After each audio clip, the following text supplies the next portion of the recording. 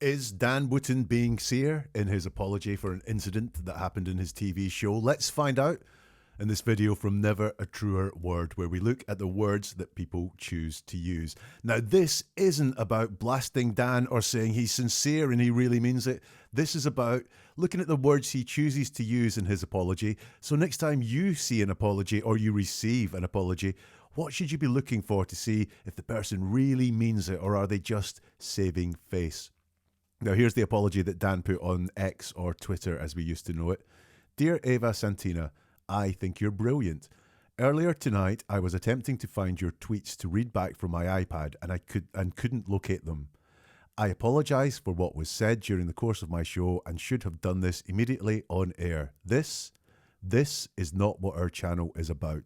Now, that typo at the end there makes me think this comes directly from Dan. This isn't PR writing that's been copied and pasted. So I think this has come directly from Dan Wootton. So let's look at his word choices here to see if we can work out what's really going on. And the first thing to look at is, who is it addressed to? And he starts with Dear Eva Santina. So it's directly to her. Now, this is good because this shows that he's thinking of the person that he's apologizing to or should be apologizing to. And the very first thing he does is say who he's talking to. Now, the dear at the beginning, is that a little bit patronizing, or is that just being formal and sort of letter writing? I don't know, but it's a question I have in my head. But then look at the first half of this tweet. It's actually all about Dan Wootton. So I think you're brilliant. Now, I think he has respect for her because that's a very straightforward phrase. I think you're brilliant. But this is about what Dan thinks. And potentially this is, hey, look at me. I'm a nice guy. I'm apologizing and also talking this person up. So I think there's two audiences here for Dan. And that's pretty damn obvious, seeing as he's put it on a social media site. This is not just for Eva to read. This is for the world to read. So I think you're brilliant, I think is, hey, look at me, what a guy I am. And then before dealing with anything that happened, he gives his mitigating circumstances.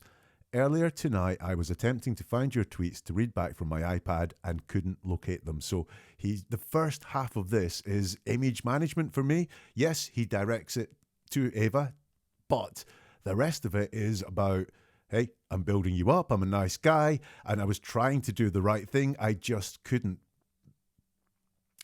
All that before he moves on to the second half of his tweet, which starts with, I apologize for what was said during the course of my show. Now, he owns this. He says, I apologize. We'll come to that later. And he starts very quickly by saying who apologizes. I apologize. But look at what he's apologizing for. What was said during the course of my show. Now, I don't know, is his show an hour long, 2 hours long? Is he apologizing for everything on his show?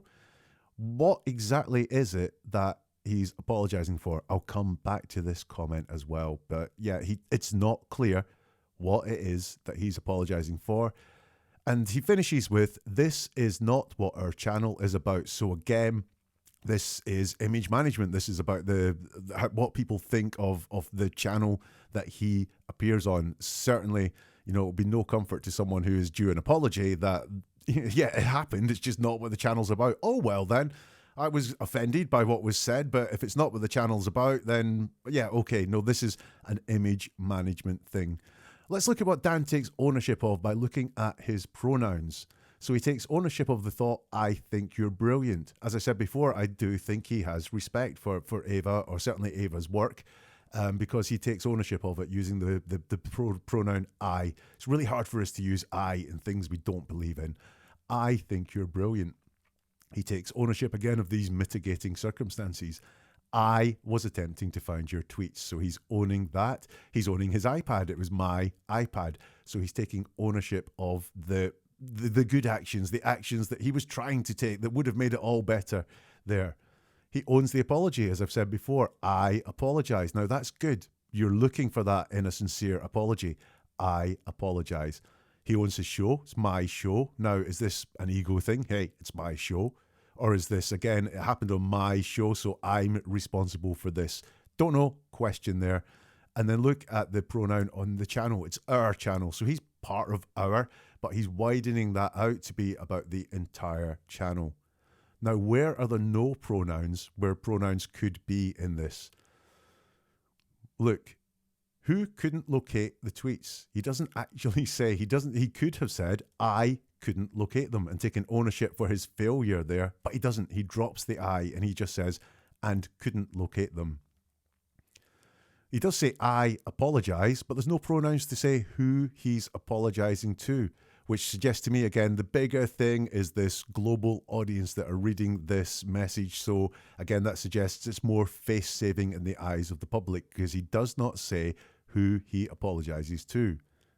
There's no ownership given to what was said. So it's not said by a guest or anything that he said around it. It's very, very distant. He's just apologising for what was said, but no ownership given to that. And again, the failure, so should have done this immediately on air. He doesn't own the failure there either. It's not, and I should have done this immediately on air. He dropped the pronoun there and just says, and should have done this immediately on air. So there on the couldn't locate them and should have done this earlier, it's really interesting that he dropped the I before that. He doesn't own those two failures in things that could have been done better around this. So there you go. Not very many words, but a lot to learn from them. What are my conclusions? Look, this is mostly about him. He starts by the first half of the tweet by saying how good he is. Look at me. Look, this is what I was trying to do. There's distance there. Distance in what is he apologising for? Who is he apologising to?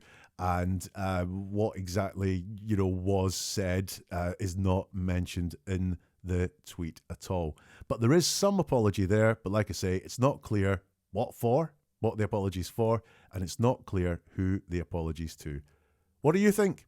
Drop your comments down below. I'll be interested to read all of them, and we'll see you for another video soon on Never a Truer Word.